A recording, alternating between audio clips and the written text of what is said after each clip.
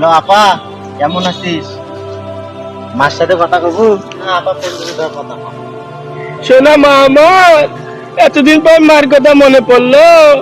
মারে, তোর লেগে আমার খাওয়া দাওয়া সব চলে গেছে। আমার নাতি নাতনি গুলো কেমন আছে? দে তো দে, আমার নাতি গো একটু দে, কথা বলি। নাতিন গো, তোরা দেখার লাগে আমার মুখটা ছটফট করতেছে। তুই কেমন আছিস?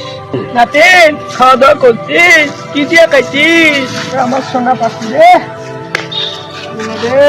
কেমন কেমন জানি আছে। নাতিন, আমার দাদু ভাইটার একটু দে তো, কথা কই দে। দাদু ভাই, তোদের দুই দিন দেখার লাগে আমার কলজাটা ফাইটে যায় রে। দিনা মা, আমি ফ্রি ফায়ারটা খেলবো। দাদু ভাই, তোমার আব্বু আম্মু কেমন আছে? ঠিক মতো খাওয়া দাওয়া করো? ঠিক মতো কি পড়াশোনা করো? ফোনটা দে না রে মা। দাঁড়া রে বাজান, দাঁড়া। বহুদিন পর নাতিন নাতির লগে কথা কইতাছি, বুঝিস না কেন? দাদু ভাই, শরীরটা ভালো আছে? তোর আম্মুরে দে তো, একটু কথা কই দে। জামারে লইয়া একটু আইস, নাতি নাতনি দুটো সব। মা ফোনটা কাটতো, আবার এত কথা কওয়া লাগে। আমি ফ্রি ফায়ারে মাইনেট খাবো। চাউলের আটা বানাইছি, আসে একটু পিঠা খাওয়া যাস। শোনা মা, ফোনটা কাটটা দে।